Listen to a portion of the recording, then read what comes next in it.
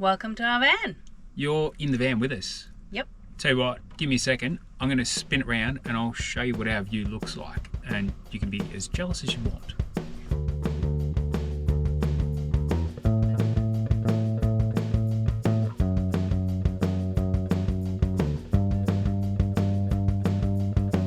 We are going to talk about house sitting again. And although we're not house sitting right now, it's what got us to where we are at this point in time. And one of the things I suppose that we really feel is worth sharing based on a lot of the questions that we've had is how house sitting helps you reduce costs. And we've been able to reduce our costs quite a bit, haven't we, Chris? We have, yes. Where's the biggest area that you've noticed that we've got flies in here with us? This place, we're in the Flinders Ranges and flies are pretty full on even though it's the colder time of the year. I'm going to shut the door because we've just had some noisy people rock up next to us, so we'll keep it intimate. Make it intimate. How flies? So money, saving money, house sitting. The questions you've been asked, Chris. How the heck did we get here, and how have we saved money? Well, our biggest savings has definitely been on accommodation. And previously we were living in Darwin. We do own our own apartment in Darwin, and we've rented it out. So to give you some perspective, it is fully furnished and currently renting for $550 a week. So straight up, we're saving $550 a week. Well, yeah, we are, because we're not paying rent. But Correct. At the same time, we've still got a mortgage to pay out of that. So yes, we're not getting $550 a week. Just keep that in mind. We're talking about our savings. So if we were true. renting, we're saving $550 a week. And when we were in Melbourne, a $550 a week rental property gets you a very small One bedroom, place, if you're probably lucky. a one bedroom. So Probably someone's balcony. if you can get a rental, Melbourne and Sydney, you're looking at well over $550 a week. And then of course you've got your utilities. So obviously it's a little bit different for everybody. We're a 2-person household rather than a 4-person household, so this would vary depending on your circumstances. But you need to think about, okay, well, there's gas, electricity, water, body corporate fees in our case. And if you're not renting and you're the owner of the property, you're probably going to have things like council rates and insurances. If you're renting, insurance is also for your contents. That's a really clever idea, but you don't need to insure the building if you're renting. If you own it, a bit reckless to not insure the building. So that's another cost. And I suppose we've kind of transferred those insurance costs because we've insured the van and we've insured the stuff inside the van. So we kind of moved a bit from column A to column B, but it's a less of an amount that we're paying in relation to that. What other areas do you feel that we've cut back on, and how has house sitting and van life helped us reduce how much we're spending? What are other habits that have changed for us? Well, for me, I've identified, because I tend to organise a lot of the grocery purchases, I feel that we don't buy as much stuff. We only buy what we need because we do not have an abundance of space to just throw it into a cupboard and it getting lost in the vortex. We only have a limited amount of space to put things, and therefore we are literally buying what we need for probably, what would you say, about 2 weeks of food at a time. Typically, if you take the condiments and stuff like that out of the equation, and really if we consolidate all our condiments into one area, it's probably the size of a shoebox, and that's pretty big for the space that we've got. That's generous, yeah. But I don't think we would fill up a shoebox. we really only go for probably about a 2-week shop-ish, unless we're like we are at the moment, we've gone bush, so we've got some extra stuff hidden in a few other cupboards and bits and pieces. What else are we saving on? Oh, I think that's really the majority of it. Can you think of anything? Well, we're not commuting to and from work, and if you're house sitting, that's going to be something that you still will probably need to do because we work remotely, so that's just our set of circumstances. Subscriptions. What subscriptions do we not have now that we probably would have had when we were living in a house? Because of our circumstances, we tend to not do a lot of subscription stuff, but because we're house sitting, we get access to things like Netflix, Stan, Disney Plus. We don't have to pay for internet, which can be pretty costly. admittedly, while we're van lifing, we are paying more for internet, and that's predominantly because we have chosen to go with the Starlink roaming. Yeah. Starlink And unlimited roam. it's an unlimited. For now, we're currently in the Flinders Ranges. If we were not on Starlink, we would just not have any access to any mobile data or telephone or anything. So that has, for us, has been a really good lifesaver because we do need to work remotely. There have been some house sits that we've been at where their internet is downright awful. Not necessarily due to the type of internet that they've chosen, but because the infrastructure is not necessarily all that great, or just non-existent.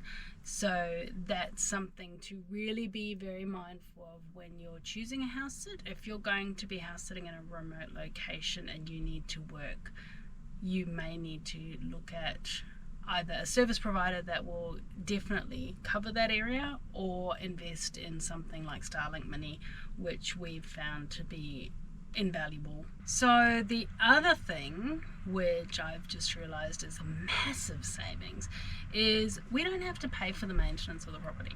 Now, I understand if you were renting, you probably don't need to worry as much about some of the maintenance because you would likely contact the owner or your rental manager in the event that your something went wrong with your hot water service or whatever. And so that's probably not necessary. If you own your own home, obviously that's your responsibility.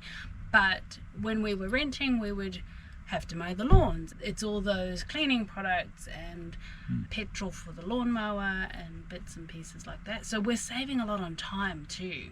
So that's something else to consider. It's not just monetary side of things that you're saving time. We still, when we're at a house, that we will still live in it as if it was our own place and look after it and clean it and all that sort of stuff. You cannot neglect that. But we're definitely saving time in the sense that we're not having to do that as frequently. Something else that I've found is a really big motivator to save as well and not spend so much is because we are living in such a small space and we need to pack up and move from A to B.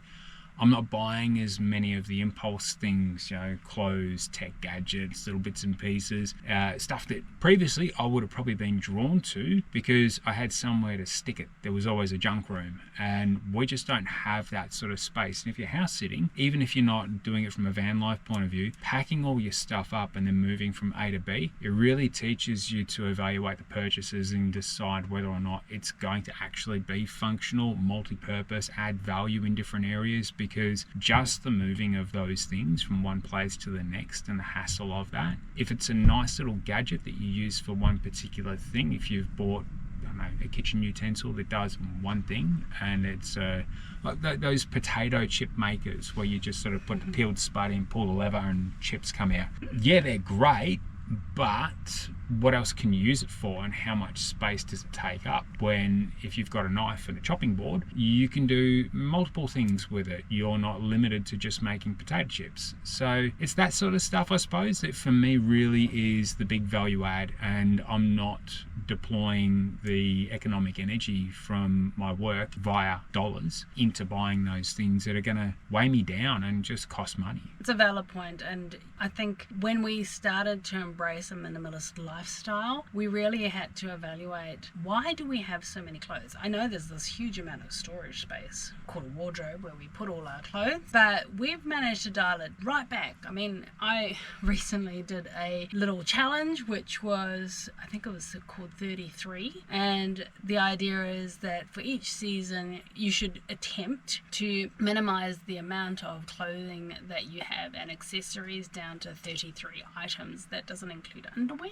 For me, I found that quite interesting, and without realizing it, I had already started to adapt my lifestyle to incorporate that minimalist approach. And what did you find you had?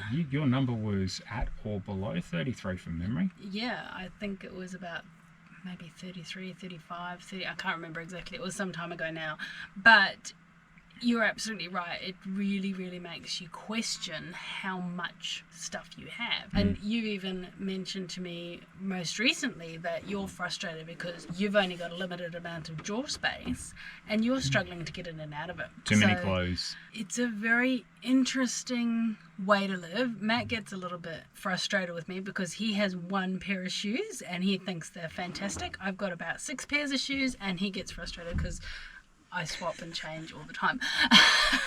3 or 4 times a day there'll be different footwear. They're for different purposes. I need my flops for the showers because everybody uses the showers. I don't want to get tinnitus or whatever it's called, or not tinnitus. Tinea. Yeah, athlete's foot. Yeah. Athlete's foot. Because, trust me, flops or thongs, as we call them in Australia, is not going to protect you from tinnitus. No, that's the ear one, isn't it? No. Yeah, whack your ears with your thongs. Yeah. And then I've got my slippers for when it's particularly cold. Like at the moment, the Flinders Ranges is really cold compared to the type of climate that we normally like to be in. And then when we go hiking, I've got a couple of pairs of sneakers for that. So, and then I've got some fancy flip-flops for when we're going to a nice restaurant. And some other sneakers for not hiking. I've got 2 pairs of... Like flat sneakers and then like grippy sneakers. I don't have More shoes. Functional. Too many socks. I don't have that many clothes. He can't get into his drawers. I know. I've got like 40 pairs of socks. Do I need 40 pairs of socks? Probably not. Probably Could I drop not. some down at the op shop? Probably. Would they take them? Probably not. Throw them in the bin. Yeah, we'll figure it out. But anyhow, we just wanted to share with you some of the tips that we had based on a few questions that we had around how house sitting helps us save money. Yes. And I think that we have sufficiently been able to catch up, because if you'd watched a previous episode where we explained why we're doing what we're doing, you'll understand a bit more. But this way of living has certainly helped us to, I suppose, catch up where we were once feeling like we were falling behind, which is really good.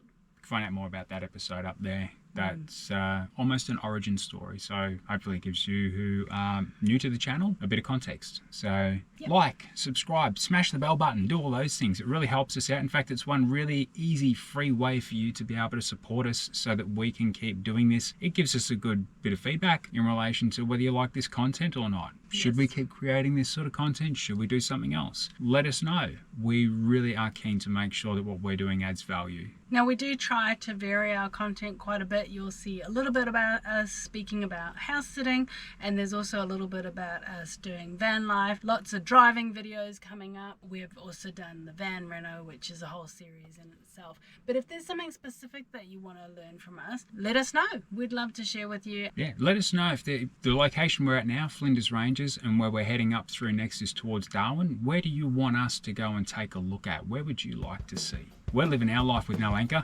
You should too. See you on the next one. Bye.